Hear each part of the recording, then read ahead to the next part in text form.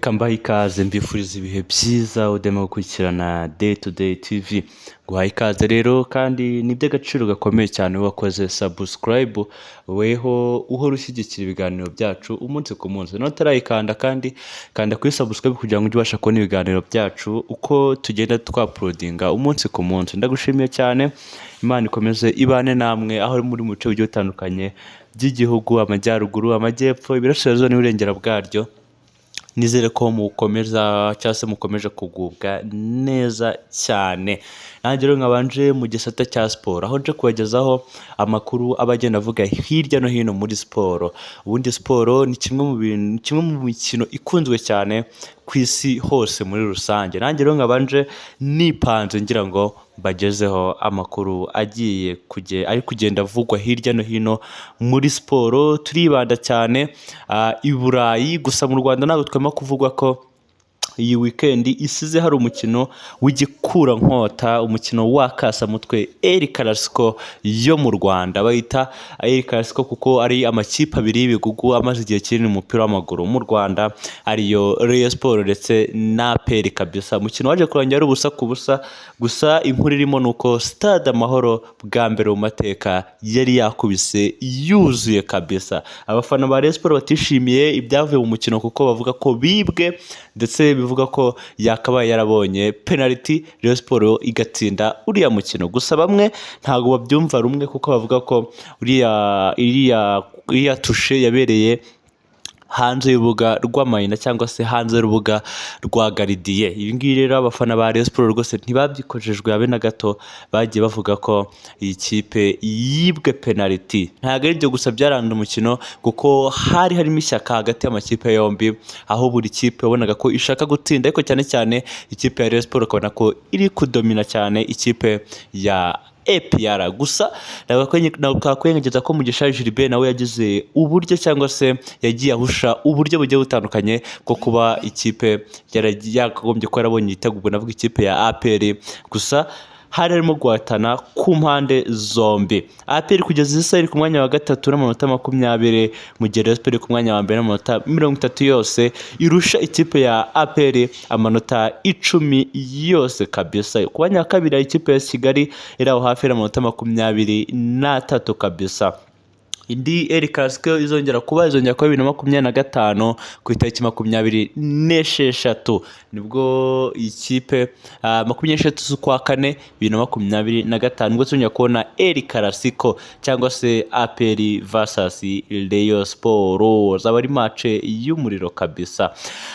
Munyemerere twigire i Burayi. Amakuru yo mu Rwanda nzafata umwanya uhagije wo kuyagarukaho cyangwa se tukayaganiraho tukareba biba biri kugenda bivugwa hirya no hino cyangwa se hano mu Rwanda. Ariko noneho reka nibandi Burayi, hari ibintu byinshi byatari. Shampiyona zo muri weekend zarangiye, ndetse Champions League kuri uwa kabiri barongera bamanuke. Ni byinshi cyane bihari. Kylian Mbappe akomeje kwibasirwa cyane ndetse ko atamagana mu ikipe y'igihugu, yagize byinshi atangaza.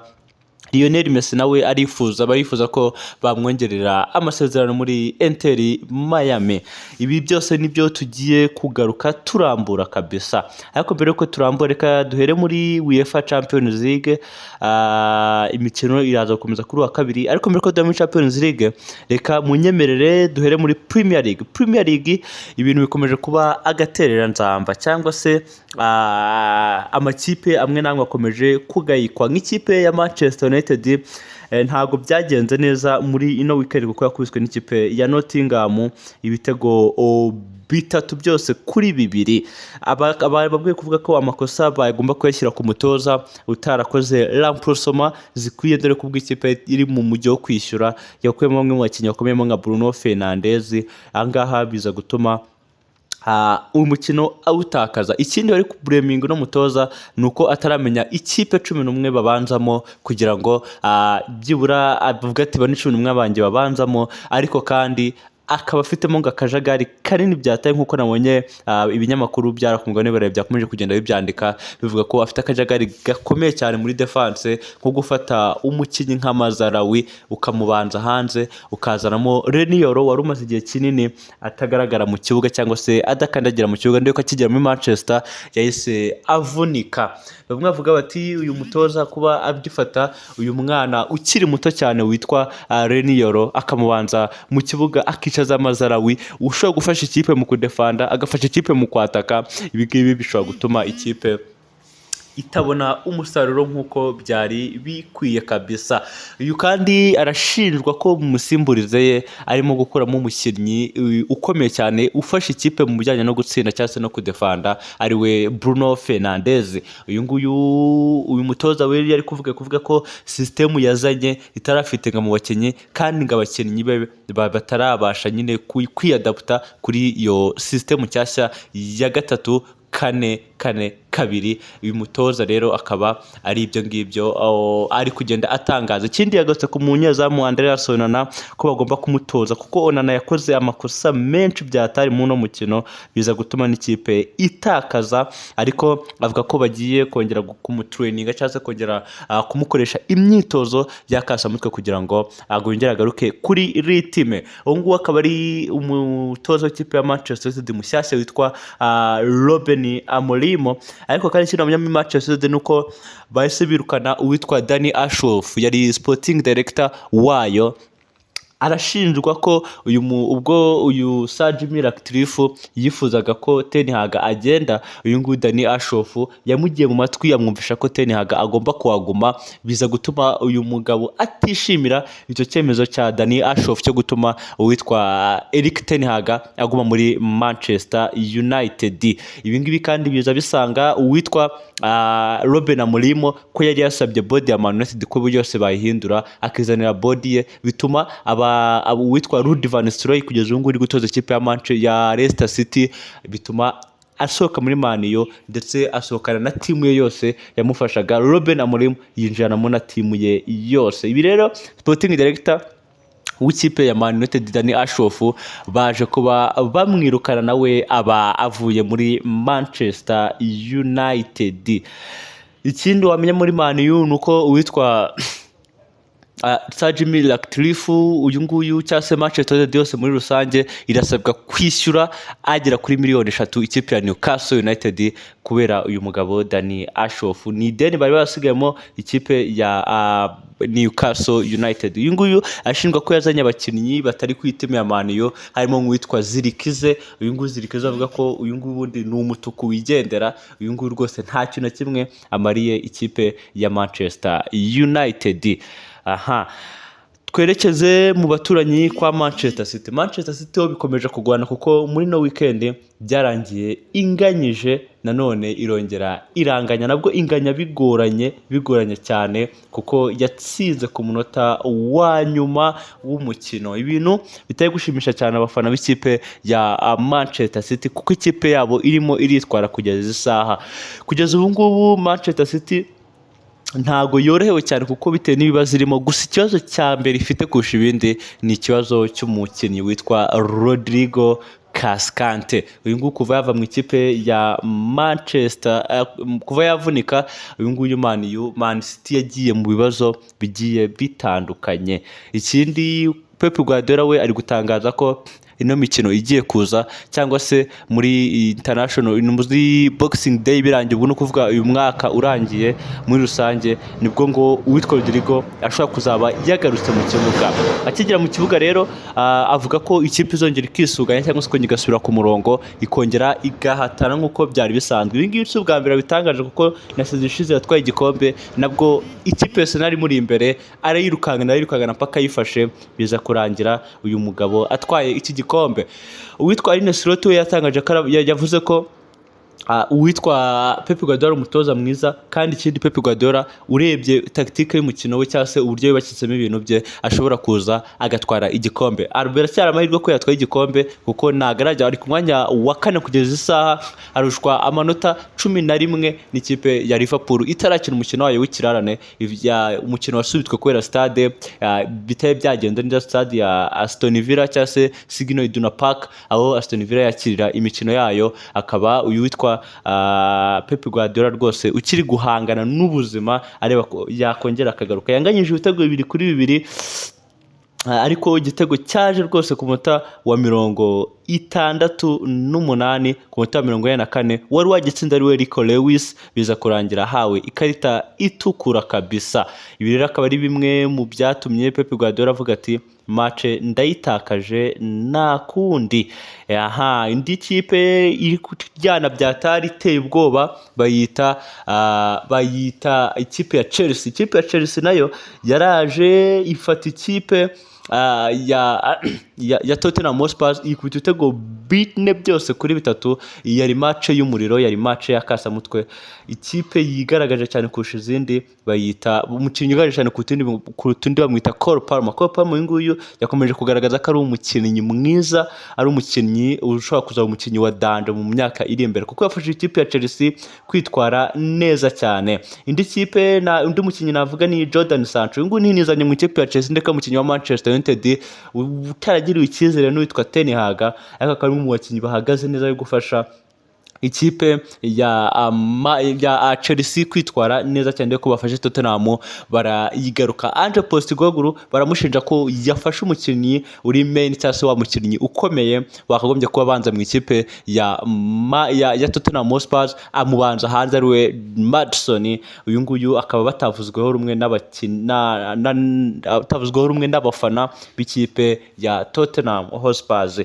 Uyu nguyu rero akaba ari kuvuga ko Maddison atarameze neza 100%, ariko ubwo yajyaga mu kibuga yese agaragaza itandukana ko ari umukinnyi wakagombye kuba yabanjemo kabisa. Ntabwo byari byoroshye kuri umugoroba. Ikipe ya Arsenal nayo yaje gutakaza aho yanganyije ibitego 2-2. Iyi kipe rwose yatengushye abantu byatari, dore ko yakagombye kuba isindura umukino kugira ngo ikomeze ijye muri kuruse. Iri ku mwanya wa gatatu iri kurushwa amanota 2 n'ikipe ya Chelsea iri ku mwanya wa 2. Benshi guha amahirwe ikipe ya Chelsea yuko ikipe ya Chelsea ishobora no gutwara iki gikombe bigenze neza. Bamwe kuvuga ati Pep Guardiola abanyeshuri witoreza nibo baza bakakuzonga. Enzo Maresca uyu nguyu yakoranye na Pep Guardiola mu ikipe ya Manchester City, ayivamo yerekeza mu ikipe ya Chelsea, none nuhagaze neza. Bikurikiranye n'uwitwa Arteta niwe wabanye na Pep Guardiola, nawe biza kurangira agiye mu ikipe ya Arsenal, none ubu ngubu niwe uyoboje inkoni y'icyuma. Bivuze ko Pep Guardiola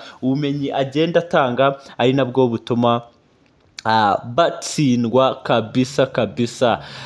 Reka twerekeze mu gihugu cya Espagne. Mu gihugu cya Espagne Real Madrid yaratsindaga Barcelona irarata, bituma ikipe ya Barcelona isiga amanota 2 we n'ikipe ya Bayern Munich we n'ikipe ya Real Madrid, biza gutuma Real Madrid ifata Barcelona ku manota 2 niyo asigayemo hagati yayo yombi.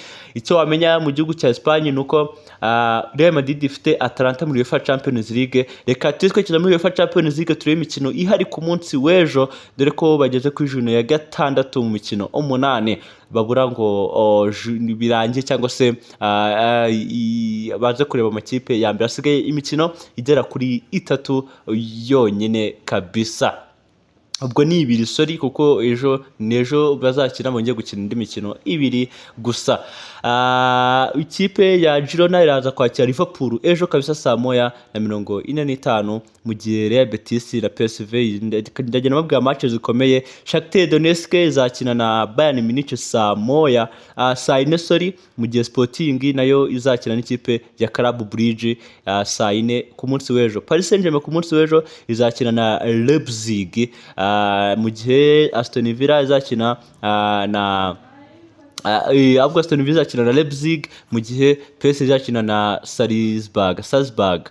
Inter de Milan na Leverkusen, Bayern Leverkusen. Real Madrid izakina na Atalanta, mu gihe Atletico Madrid izakina ku munsi wo kuwa gatatu izakina na Slovani Bristol. Naho tuzagera tubibatangaza. Barcelona mukino ukomeye izakina n'ikipe ya Borussia Dortmund, bizaba ku itariki 11, ubwo ni kuwa gatatu kabisa, mu gihe Juventus izakina na Manchester City ni kuwa gatatu. Arsenal yakira Monaco kabisa. Akaba ari imikino ihari muri UEFA Champions League ku munsi wa gatandatu, mu mikino 8 bagiye kuzagenda bakina kabisa. Ubona ko Arsenal kwakira Monaco, Borussia Dortmund kwakira kuzajya kwa Bayern, kwa Borussia Dortmund, ubona ko ari ibintu bitoroshye kabisa, habe na gatoya kabisa.